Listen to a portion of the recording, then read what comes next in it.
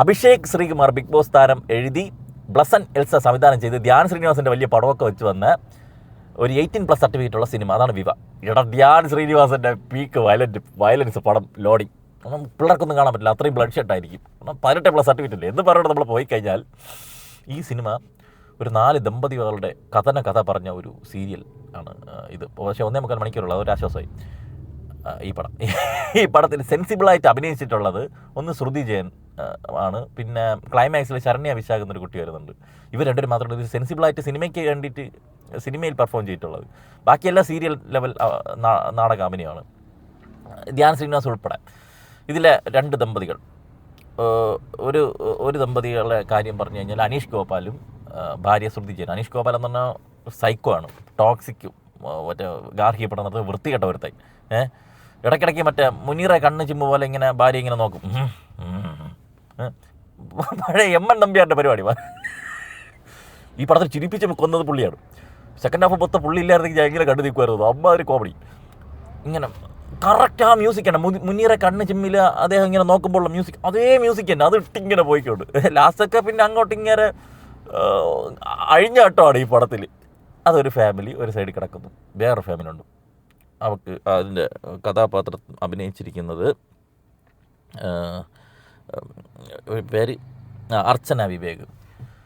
അപ്പോൾ ഈ കുട്ടിക്ക് ഇതിൻ്റെ പ്രശ്നമെന്ന് പറഞ്ഞു കഴിഞ്ഞാൽ ഇതിന് ആണുങ്ങളടുത്ത് അങ്ങനെ ഒരു ഇതില്ല, അഫെക്ഷൻ ഒന്നുമില്ല. അത് കല്യാണത്തിന് മുമ്പേ ധ്രുവനാണ് കെട്ടാൻ പോകുന്നത്. ധ്രുവൻ്റെ അടുത്ത് പറഞ്ഞതാണ് അതൊന്നും കുഴപ്പമില്ല, അതൊക്കെ കല്യാണം കഴിഞ്ഞ് നമ്മൾ മാനേജ് ചെയ്യുമെന്ന് പറഞ്ഞിട്ട് കെട്ടി മൂഞ്ചി പേര് മണ്ണ. ആ കഥാപാത്രമാണ് ധ്രുവൻ ചെയ്യുന്നത്. പക്ഷേ ഈ ഒരു വിഷയം ഈ കല്യാണത്തിന് മുമ്പ് ഇങ്ങനെ ഈ കുട്ടി പറഞ്ഞതായിട്ട് ഇനി സ്വപ്നം കണ്ടാണെന്നൊന്നും എനിക്ക് അറിഞ്ഞുകൂടാ. ഒരു സീൻ ഞാൻ അങ്ങനെ കണ്ടായിരുന്നു. പക്ഷേ പിന്നീട് അങ്ങോട്ട് ഇങ്ങനെ സംഭവമേ നടന്നിട്ടില്ല എന്ന രീതിയിൽ പലയിടത്തും പറയുന്നുണ്ട്. ഇങ്ങനെ ഒരു സാധനമേ ഇല്ല എന്നുള്ളത് അവൻ്റെ അടുത്ത് പറഞ്ഞിട്ടുണ്ട്, ഇല്ല എന്നുള്ളത്. അതെന്താണെന്ന് എനിക്ക് മനസ്സിലായില്ല. എഴുതിയിട്ട് മറന്നുപോയതാണെന്ന് അറിഞ്ഞുകൂടാ എന്തോ. അപ്പം ഈ കഥാപാത്രം, ഈ ലേഡി കഥാപാത്രം, ഈ സിനിമയുടെ തുടക്കം എന്താ പരിപാടി എന്നറിയാതെ കാണാതിരിക്കുന്നവർക്ക് വിചാരിക്കും ഇതിന് വയറ്റിൽ നിന്ന് പോകാത്ത എന്തോ അസുഖമുള്ള പോലെയാണ് ഈ കഥാപാത്രം പെരുമാറുന്നത്. പിന്നെ ഉള്ള 2 കപ്പിൾസ്, ധ്യാൻ ശ്രീനിവാസൻ്റെ വൈഫായിട്ട് വരുന്നത് നയന എൽസ. ധ്യാൻ ശ്രീനിവാസൻ എന്ന് പറഞ്ഞാൽ ഇതിൽ ജോലി എന്ന് പറഞ്ഞിട്ട് നടക്കുന്ന ബാക്കി മറ്റേ ഭാര്യയെ തൃപ്തിപ്പെടുത്താൻ കഴിയാത്ത ഒരു മൊണ്ണ, ഒരു കഴപ്പണം കെട്ട ഈ സിനിമയിലുള്ള ഏറ്റവും മൊണ്ണ കഥാപാത്രമാണ് ധ്യാൻ ശ്രീനിവാസൻ. ധ്യാൻ എന്താ ക്യാരക്ടർ എന്നെങ്കിലും ചോദിച്ചിട്ട് ഒരു പടത്തിൽ അഭിനയുടെ. ഇത്രയും നാണം കെട്ട് എന്തിനാണ് അഭിനയിക്കാൻ നിൽക്കുന്നത്?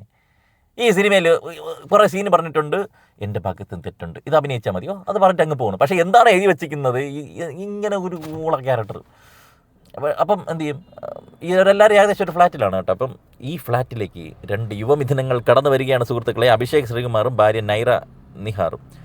ഈ സിനിമയിൽ ഏറ്റവും സൽസ്വഭാവിയായിട്ടുള്ള, തെറ്റ് കണ്ടാൽ എതിർക്കുന്ന, ഭാര്യയോട് അത്രയും സ്നേഹമുള്ള, അത്രയും കോമഡിയൊക്കെ പറയുന്ന, അത്രയും നല്ല ചാമിങ് ആയിട്ടുള്ള ഒരേ ഒരാളേ ഉള്ളൂ ഒരു ആൺകഥാപാത്രം. അതായിരിക്കും അഭിഷേക് ശ്രീകുമാർ. പുള്ളിയെ എല്ലാം എഴുതി വെച്ചില്ല, പുള്ളി അങ്ങനെയല്ലേ എഴുതുള്ളൂ. അഭിഷേക് ശ്രീകുമാർ അങ്ങനെ വന്നിട്ട് അപ്പം ധ്യാൻ്റെ ഭാര്യയ്ക്ക് അഭിഷേക് ശ്രീകുമാർ എന്ന് പറഞ്ഞാൽ നല്ല ഫിസിക്കൊക്കെ നല്ല അടിപൊളിയായിട്ടുള്ളവർ. അപ്പം എന്തായാലും ഒരു ഇഷ്ടം തോന്നുമല്ലോ, അങ്ങനത്തെ ഒരു ഇത്. അപ്പോൾ നമ്മൾ വിചാരിക്കും ഇനി അങ്ങോട്ട് പക്ഷേ അത് പിന്നെ ഇടയ്ക്ക് വെച്ചിട്ട് അത് മറന്നുപോയി. കാരണം ധ്യാൻ്റെ ഡാറ്റ എന്തോ പോവേ എന്തോ ആ ഒരു എപ്പിസോഡ് പിന്നെ കുറേ നേരത്തേക്കില്ല. പിന്നെ അവസാനമാണ് വരുന്നത്. പിന്നെ നേരെ മറ്റേ ശ്രുതി ജയൻ്റെ പരിപാടിയിലോട്ട് പോകും. അപ്പോൾ ഇതിൽ ഏറ്റവും അധികം വെറുപ്പിക്കലും അഭിഷേക് ശ്രീകുമാറും അദ്ദേഹത്തിൻ്റെ ഭാര്യയും എന്ന് പറഞ്ഞാൽ ക്യൂട്ട്നെസ്, അത്രയും സ്നേഹമാണെന്ന് കാണിക്കാൻ വേണ്ടിയിട്ട് ഇങ്ങനെ ക്രിഞ്ചടിപ്പിച്ചിട്ടുണ്ട്. ക്രിഞ്ചെന്ന് പറഞ്ഞാൽ അത് ഓർഗാനിക്കായിട്ട് വന്നെങ്കിൽ ഓക്കെ, നമുക്ക് ഭാര്യ ഭർത്താവ് ബന്ധം, സ്നേഹം നമുക്ക് ഫീൽ ചെയ്യും. ഇത് ക്രിഞ്ചെന്ന് പറഞ്ഞാൽ ക്രിഞ്ച് വെറുപ്പിക്കൽ വലിച്ച് കീറി വെക്കാൻ തോന്നുന്ന രീതിയിൽ ആ കഥാപാത്രങ്ങളെ അവതരിപ്പിച്ച് വെച്ചിട്ടുണ്ട്. അഭിഷേക് ശ്രീകുമാറിൻ്റെ അമലക്കുട്ടി രാവിലെ പാത്രവുമായിട്ട് എങ്ങോട്ടാണ് ഈ അമലക്കുട്ടി എന്ന് വിളിച്ചത് അപ്പുറത്തെ വീട്ടിലെ ധ്യാൻ്റെ ഭാര്യ.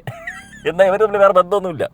അങ്ങനത്തെ ഒരു ഇവൻ്റെയും ഭാര്യയുടെയും ഈ സ്നേഹം വെറുപ്പിക്കൽ കാണാൻ പറ്റില്ല. അതും അപ്പുറത്ത് നാട്ടുകാർ മൊത്തം കാണിച്ചിട്ടുള്ള ഒരു പരിപാടിയാണ്. അത് കഥവ് തുറന്നിട്ട് ജനലൊക്കെ തുറന്നിട്ടിട്ടാണ്. ബാക്കി ഫ്ലാറ്റാണ്, ആൾക്കാർക്ക് ഇറങ്ങിപ്പോണ്ട് പഴയ പടങ്ങളില്ലേ, ഷക്കീല പടങ്ങൾ.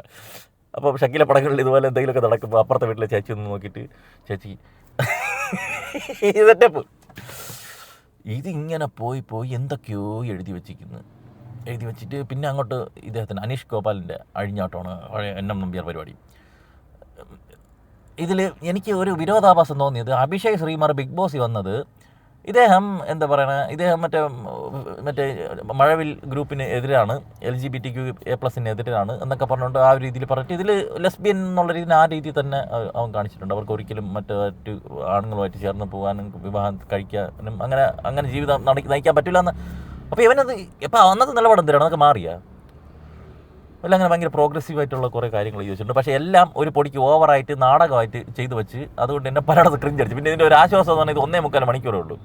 അതുകൊണ്ട് അങ്ങനെ ഇരുത്തി മടുപ്പിച്ച് വെറുപ്പിച്ചിട്ടൊന്നുമില്ല. ഇനി ഇതിലെ കഥാപാത്രങ്ങളെ പരിചയപ്പെടാം.